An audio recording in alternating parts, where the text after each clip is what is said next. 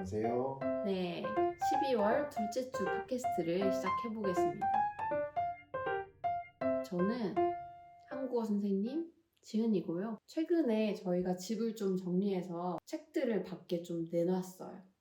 이런 걸 독일에서는 퓨어션캔이라고 하는데, 퓨어션캔이 뭐냐면 쉽게 설명을 해드리면 본인이 쓰지 않는 중고 물건들을 박스나 종이 가방에 담아서 집 근처에 내놓는 거예요, 그냥. 그러면 그게 필요한 사람들이 보고 가져가요. 근데 사실 저는 그게 처음에 적응이 안 됐거든요. 왜냐면 내가 안 읽는 책, 내가 안 입는 옷을 밖에 내놨을 때 이걸 누가 가져갈까 싶은 거예요, 계속. 저희가 내놓는 정도의 물건은 음. 그 정도 퀄리티 물건은 양질의 물건들이라서 다 가져갔죠, 결국에는. 그렇죠. 그래서 최근에 한 일주일 전쯤에도 저희가 집을 좀 정리해서 안 읽는 책들을 내놨거든요. 그랬는데 잠깐 마트 갔다 온 사이에 그냥 감쪽같이 다 없어졌어요. 통째로 다 가져간 거. 통째로 가져갔어요. 진짜.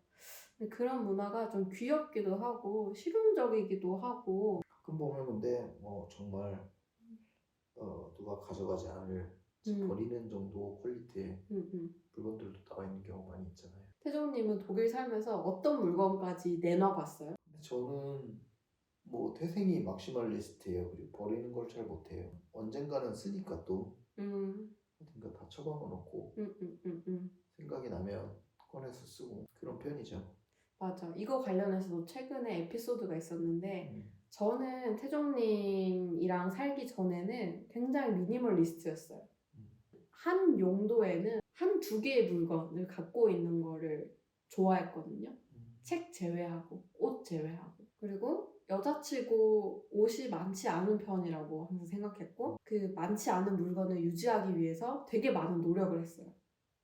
왜냐면 제가 그 사사키 후미오라는 되게 유명한 미니멀리스트가 있는데 그분의 나는 단순하게 살기로 했다라는 책을 읽고 되게 감명을 받았어요. 20대 중반에. 그리고 이게 굉장히 물건에 얽매이지 않는 하나의 의미 있는 생활 방식이 될 수 있겠다 생각해서 진짜 안 쓰는 물건을 누굴 주거나 팔거나 버리거나 해서 집을 정리를 했더니 진짜 마음이 가지런해졌어. 그걸 느끼고 나니까 이제 물건을 가지고 오는 게 싫은 거예요, 그때는. 그래서 안 쓰는 거 내놓는 거 되게 좋아하고 누구 주고 이런 거 되게 좋아하고 그랬는데 태종님을 만나고 이제 두 사람 짐이 한 집에 합쳐지니까 그게 내 마음대로 안 되는 거죠.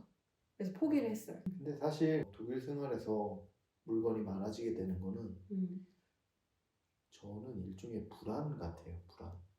왜요? 왜냐면 특히 어딘가 고장나거나 고쳐야 될 때 사람을 부르면 돈이 너무 많이 드는 거예요, 여기서는. 그리고 한국 같으면 그냥 사 먹었을 거예요, 대부분.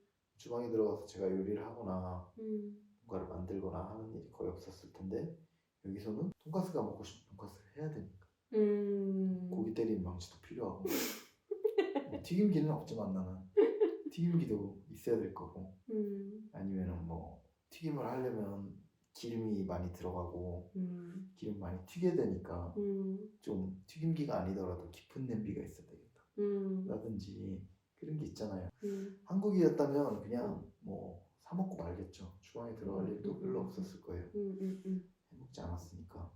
아무튼 그런 뭔가 유사시에 아니면 필요할 때 없다라는 거는 한편으로는 좀 예상치 못한 지출이 될 수도 있으니까 그런 측면에서 계속 가지고 있는 거는 불안이다 일종의. 이게 언젠가는 내가 지금 이걸 버리면 언젠가는 다시 필요하게 되지 않을까? 이제 입이 좀 풀린 것 같아서 이 콘텐츠에 대해서 조금 소개를 하고 넘어갈게요. 아마도 제가 이 채널에 처음 올리는 콘텐츠가 될 것 같아요.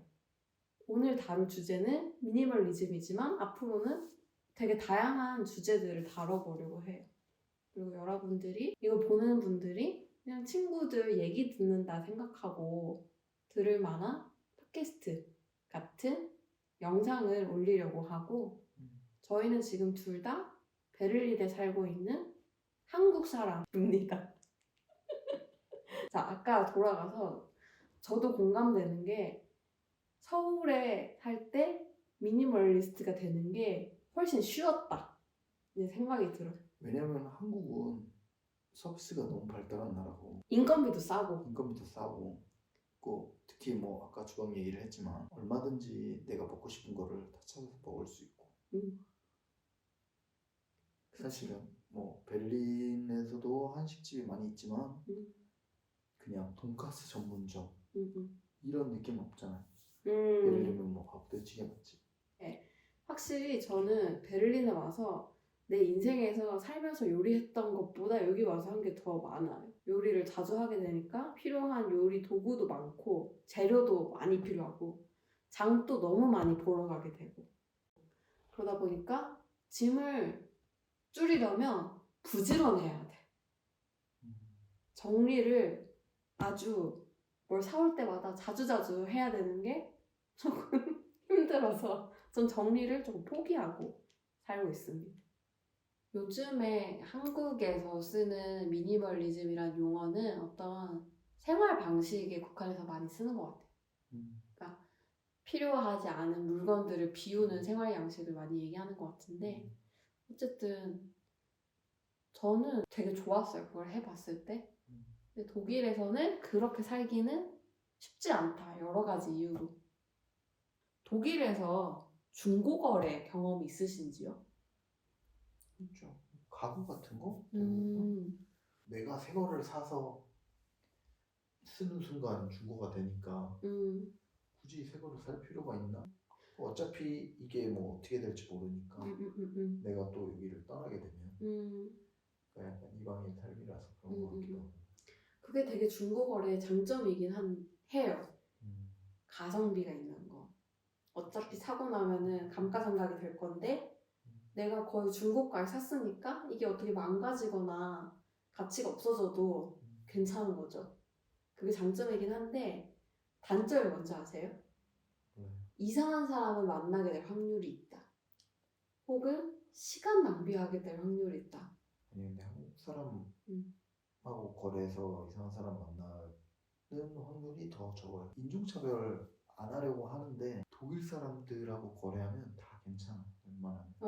그랬어요? 근데 약간 여기 독일에서도 이민자들이다 그러면